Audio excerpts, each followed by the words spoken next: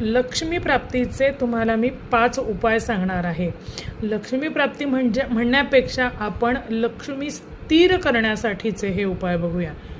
कारण की बराच लोकांचा मला असाही प्रश्न किंवा असेही कॉल येतात की माई पैसा येतो पण तो येताबरोबरच त्याची जाण्याच्या वाटा तयार असतात.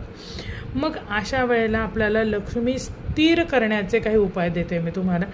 एक सगळ्यात पहिली गोष्ट म्हणजे बरोबर संध्याकाळी 6:30 ते 7 वाजता दिवा लावावा. घरामध्ये शुभं करोती म्हणावी. आपल्याला येत नसेल तर हल्ली पुस्तकं भरपूर मिळतात, त्यामध्ये रोज म्हणावायच्या 42 श्लोक आहेत ते म्हणावेत. महालक्ष्मी अष्टक न चुकता म्हणावे. त्याचप्रमाणे गाईच्या तुपाचा दिवा, महालक्ष्मी अष्टक 2. तिसरं म्हणजे कुलदेवीच्या नावाचा दररोज 1 माळ जप करावा. ज्यांनी सद्गुरू केलेले असतील त्यांनी सद्गुरूंचा मंत्र हाच सर्वश्रेष्ठ मंत्र मानून मग कुलदेवीचा मंत्र त्याच्या पाठोपाठ 1 करावा. अशा त्यांनी 2 माळा जप करायचा आहे. 3 उपाय झाले तुम्हाला. 4था उपाय सांगते की गुरुवारी वाटीभर घ्या. असं मी म्हणत नाही की किलोभर डाळ भिजत टाका आणि मग ती गाईला खाऊ घाला.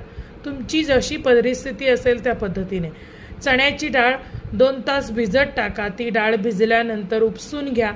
तिच्याबरोबर थोडा गूळ घ्या. डाळ आणि गूळ गाईला खाऊ घाला. कच्ची डाळ खाऊ घालू नका, पोटात दुखतं त्याने, त्यामुळे डाळ भिजवून खायला घाला. त्याचप्रमाणे दर बुधवारी गणपतीला 21 दुर्वा वहा. गणपती अथर्वशीर्षाचे पाठ करावेत.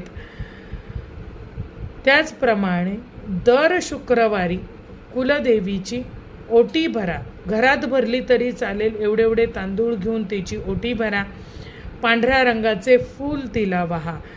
ह्याने तुमची घरामध्ये लक्ष्मी स्थिर व्हायला सुरुवात होईल. घरामध्ये भांडू नका. स्त्रियांचा अपमान करू नका. बायकांनी सुद्धा आपली मर्यादा सोडू नका.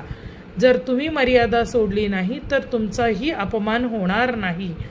ज्या घरामध्ये स्त्रीचा अपमान होतो त्या घरामध्ये पैसा टिकत नाही, हे मी तुम्हाला 100% सांगते.